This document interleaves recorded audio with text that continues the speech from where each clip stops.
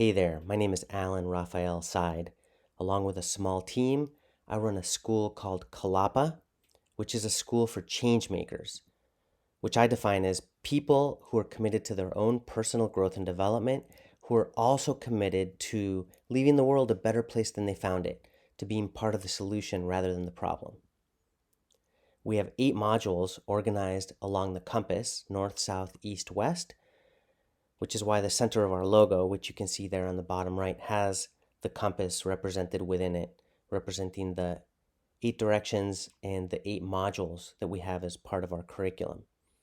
The integral framework is part of our north module.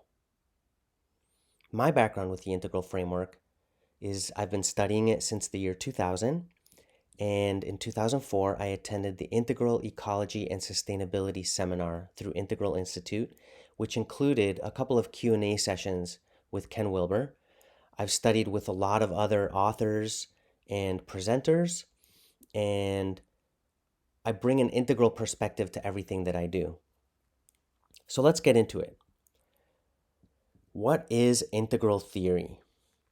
Integral theory is a meta theory. It's a theory of theories.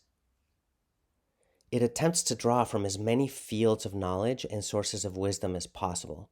In fact, as a conceptual framework, it includes every area of human inquiry and allows all these different areas to be on the same map with each other, see each other in relation to each other, and in a larger context.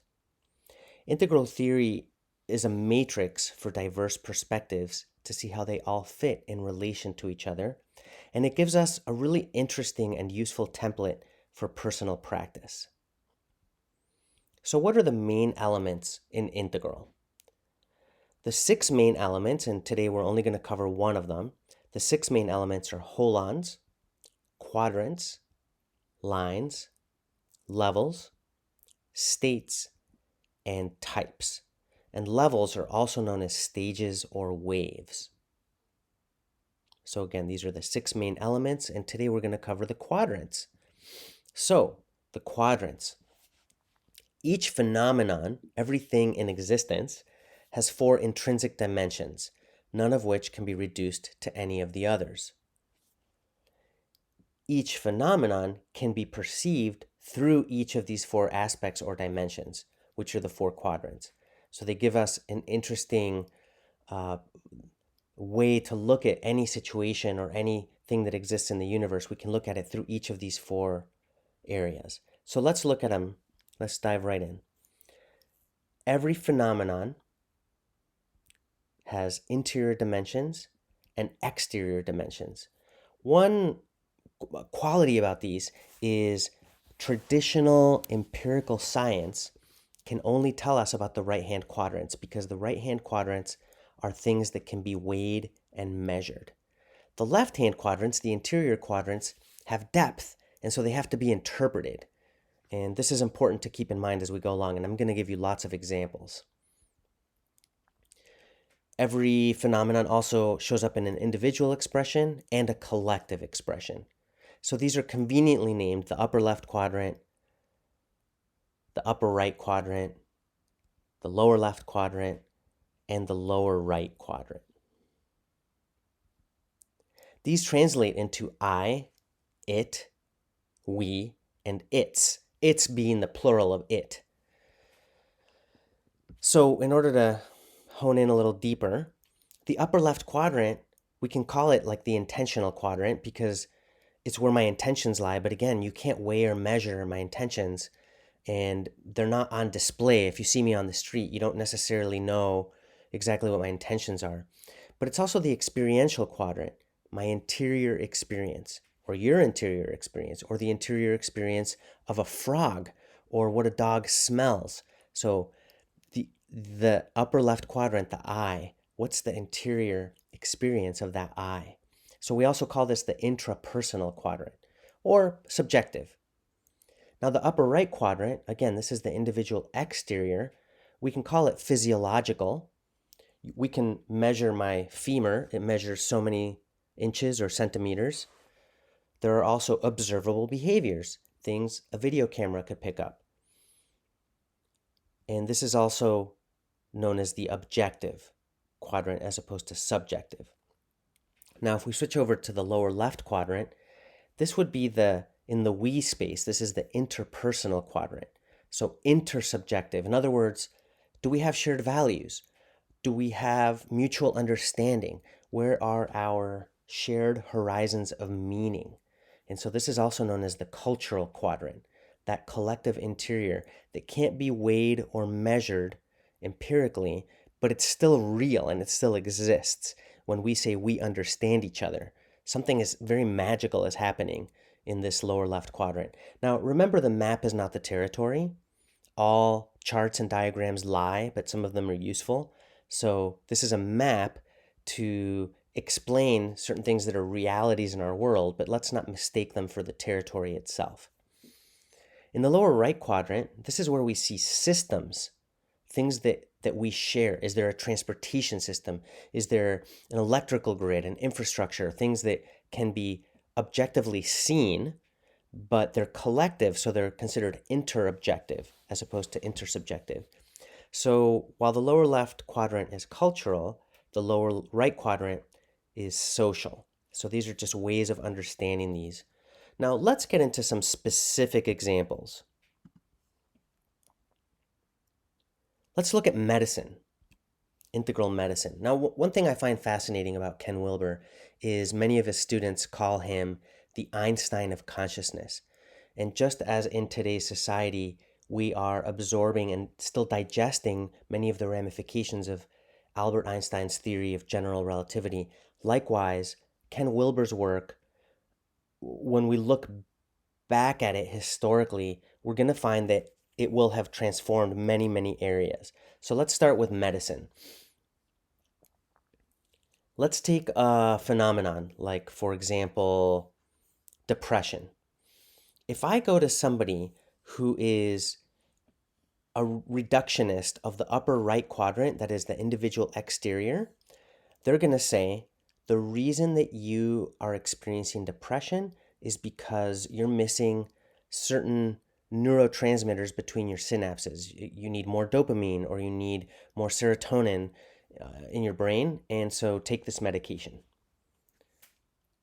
If I am experiencing depression and I go to someone who is reductionistic to the upper left quadrant, they might say the reason that you experience depression is because you need more meaning and purpose in your life. Now, both of these might be true simultaneously, and we can't reduce them to each other. Again, if you think everything comes down to just atoms and the finer points of the material universe, you might find yourself being having reductionistic tendencies in this upper right quadrant. But again, the premise is none of these four quadrants can be reduced to any of the others. So, in the lower left quadrant, if I experience depression, if I live in a culture where people don't talk about their depression, in fact, on top of depression, there's shame, and it's not okay to talk about depression, I'm going to have a very different experience in that upper left quadrant. And if I live in a culture where it's okay to talk about depression, but not only is it okay, there's actually support groups for it, then again, that collective reality is going to influence how I experience that in my individual interior. And let's say that I live in a society where there is no infrastructure, there's no way to access medication, or even if there are support groups, it's really hard to get to them. That's going to make my experience in this upper left quadrant very different compared to if I live in a society where it is easy to access the medication that I might need, or it is easy to access a support group or a coach or a therapist that's going to help me with that depression or with depressive episodes. And so again, we can't reduce any of these to each other. Just to give you another quick example, we can connect an electroencephalogram to your head. That's one of those funny like swimming caps with electrical connections all over it. And we can measure your brain waves, alpha, beta, theta, delta brain waves, and that's measurable. and that's in the upper right quadrant. But that doesn't tell me if you're thinking about your mother, if you're thinking about where you grew up. It doesn't tell me what you're feeling, and it doesn't tell me what your intentions are, so that individual interior experience. And again, these can't be reduced to each other. So let's keep moving. Let's look at integral politics. So just to keep this brief, let's look at a phenomenon like, for example, homelessness.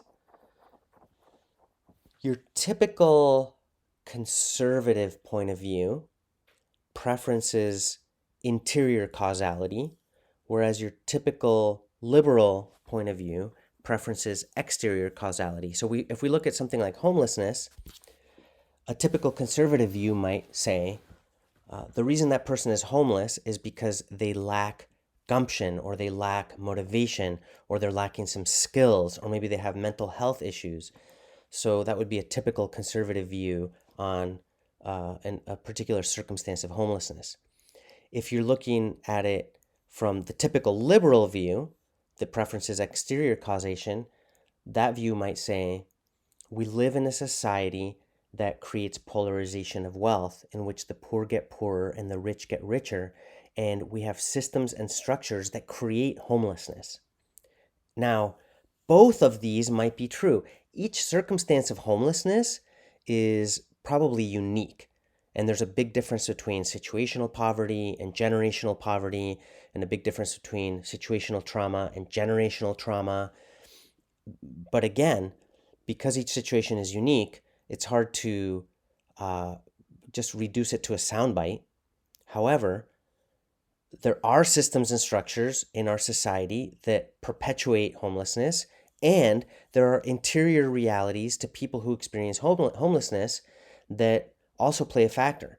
So again, we can't reduce either of these to each other, and in integral politics, will take the best of conservative views and the best of liberal views and probably come up with better ideas and better solutions by finding the healthy elements in each and what is most effective from each perspective. Let's switch over to talking about business, integral business. So it turns out that there are 4 theories of business management, and the proponents of these theories debate with each other, and they argue with each other, and they say their theory is the best. But it happens that these 4 basic theories of business management happen to map out onto the 4 quadrants.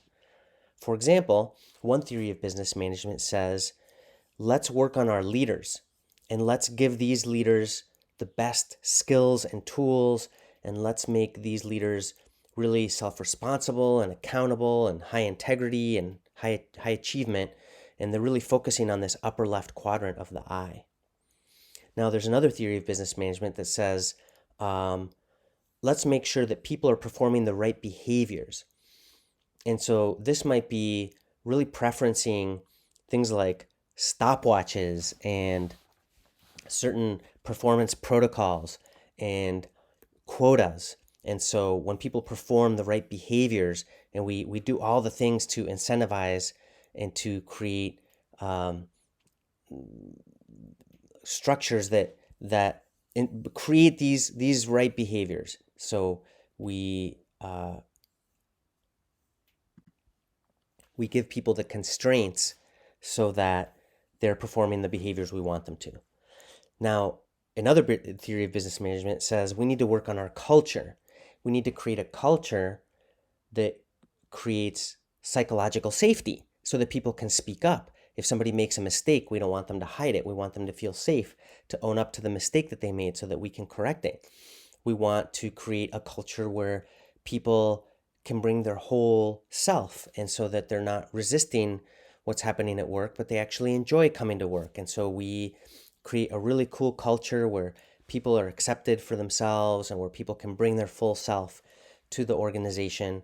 And so there's a theory of business management that focuses on the we space of creating the most amazing organizational culture. And there's a 4th theory of business management that says, let's give people the most amazing environment in which they are going to bring their best work. So you look at some of the most up and coming, cutting edge, avant-garde business campuses that have, basketball courts or a ping pong table or foosball table in the break room, or people can get espressos in the break room, or we create this environment where people can connect and collaborate. And so that's focusing on the lower right quadrant of the its. Well, as you can see where this is going, you can draw from the best of the best in all four of the quadrants and come up with even better solutions. So you can focus on solutions in all four quadrants and come up with something even better, something integral, without trying to reduce everything to just one of the four quadrants. Now let's look at communication. Integral communication. In the upper left quadrant is somebody's experience, right? And nonviolent communication, we talk about feelings and needs, but there are also observations, observable behaviors. What did somebody say or do that is stimulating this interior experience that I'm having? Now, in the we space, we have mutual understanding. You trust that I understand your needs, and I trust that you understand my needs. So we create mutual understanding. And then we also have systems and structures that facilitate or get in the way of the kind of communication that we want to have. For example, one thing I tell my clients is if you're working something out that has to do with feelings and needs and processing things, don't use texting, because the faster the medium, the less conducive it is to connection. You're missing things like body language, you're missing things like tone of voice. So if it's something that's high stakes, don't do it via text.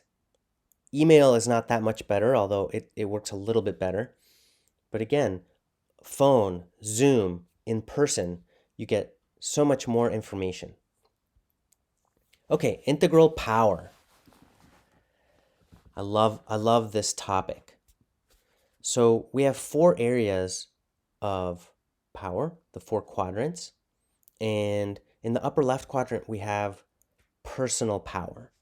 So interior power, also known as spiritual power. This is the kind of power that one of my colleagues once said, nobody can oppress you if you don't give them the power to, right? This is the kind of power that allowed Nelson Mandela to survive 27 years of prison without dehumanizing his captors and actually being able to befriend them. And then afterwards, coming out with his soul fairly intact and being able to become president of his country. So personal power, also known as interior power. In the upper right quadrant, we have physical power. So that could be someone very tall helping somebody reach something from a high shelf. It could be I can, bench press so many pounds, or if I need to protect somebody, I bring my physical power. I bring my martial arts prowess to protect somebody. But again, physical power. In the lower left quadrant, we have interpersonal power. So the power of relationships. That might mean that I can call in favors, or that might mean that, for example, most of us have probably experienced in organizations, the person who is very soft-spoken, but everybody has a high degree of respect for this person. So they might not even need to raise their voice at all. They might speak very softly, but when they start to speak, everybody's quiet and everybody listens. So that's another version of interpersonal power. The power that we garner in groups. In the lower right quadrant, there's structural power. So, for example, in a workplace, some people have the power to fire other people. So that would be an example of structural power. When we leave the organization, that structural power goes away. You're not my boss and I'm not your employee. But when we're in the organization, then we have these structures that give us power. Another version of structural power is being able to navigate systems and structures effectively. So we have these four quadrants of power.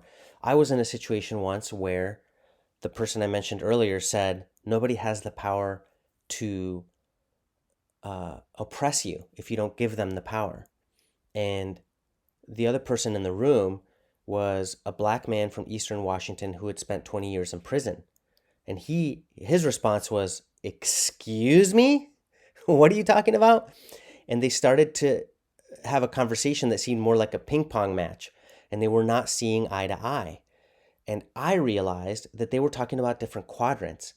So I reflected back to each of them what I was understanding, their point of view was, and then I said, let me draw something on this whiteboard or flip chart. And I drew the four quadrants and I pointed out, look, I think you're talking about this interior power, this personal power. And I think you're talking about the systems and structures that, and maybe even the culture that can feel oppressive. And somebody who hasn't had the experience of being followed with suspicion in a store and so many examples, or fearing for your life just based on a traffic stop, doesn't know what that's like. So again, we can argue with each other based on a misunderstanding simply because we're observing different quadrants in the thing that we're talking about. Let's talk about leadership. So an integral leader is self-connected. Their individual interior, right? They know what they want. They know where they come from. They know where they're going. They're connected to their life purpose. When they get triggered, they can discern pretty quickly what's going on inside them. So they have this level of interior clarity. And again, they're connected to their personal power. In terms of the upper right quadrant, there are observable behaviors that we could construe as acting with integrity or acting with courage and leading by example. So an integral leader doesn't just boss people around and tell them what to do. In fact, that's the old paradigm of leadership, is power over, as opposed to the new paradigm of leadership being power with. And we're much more powerful with power with. And so leading by example is one of the hallmarks for me of an integral leader. In the lower left quadrant, an integral leader knows how to facilitate mutual understanding with other people and between and among other people. So if two people in their team are having a conflict, they either delegate that to somebody who knows how to resolve conflicts, or they themselves have the skills to help people reach mutual understanding and mutually beneficial solutions. So integral leaders know how to facilitate positive relationships and mutually satisfying results, not just between them and others, but within their team, between and among teams, within organizations, and between and among organizations or different groups of stakeholders in whatever the particular situation is. An integral leader also knows how to navigate systems effectively. So again, systems and structures existing in our shared collective exterior. And they work with power with rather than power over. So instead of using my structural power, if I have structural power in the organization, I'm your boss, you're my employee. How can we be powerful together? How can I share my structural power to empower you? How can I be a servant leader? Instead of lording my power over you and bossing you around and making you comply, so rather than enforcement, compliance through enforcement, how can I enroll you in the vision and have power with each other so that we can be most effective in the work that we're trying to do together?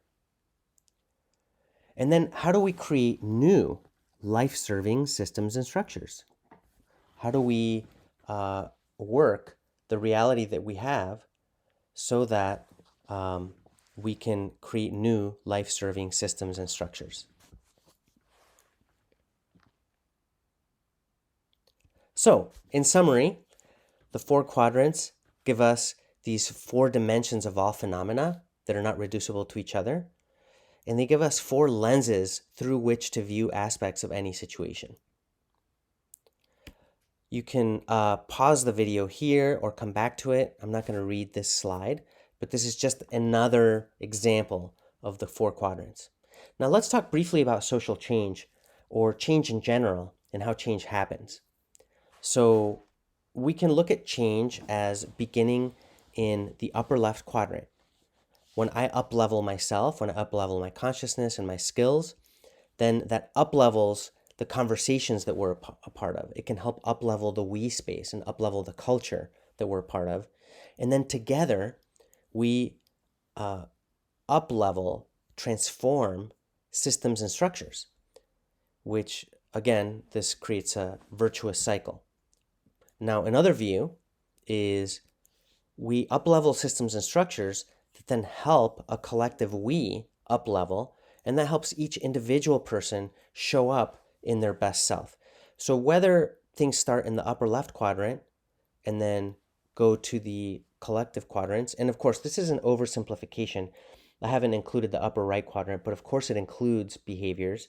All four quadrants are involved, and they influence each other and they evolve together. Or whether we start in the lower right quadrant and work with systems and structures, then we go to the we space or the intrapersonal. I think both of these are true and both of these are valid, but they are two different ways of looking at how we can make change happen.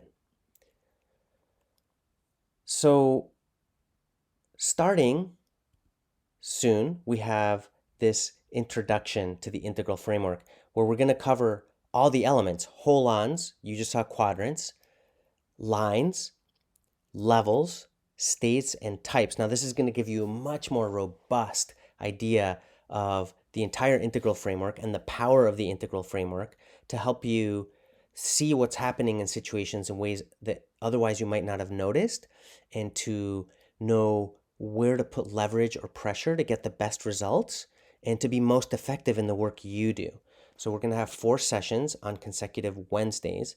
This is November 16, 23, and 30th, and December 7th, 2022, from 11 a.m. to 1 p.m. Pacific time.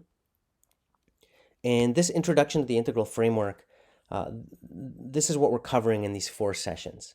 Session 1 will cover holons and review quadrants like we've done today.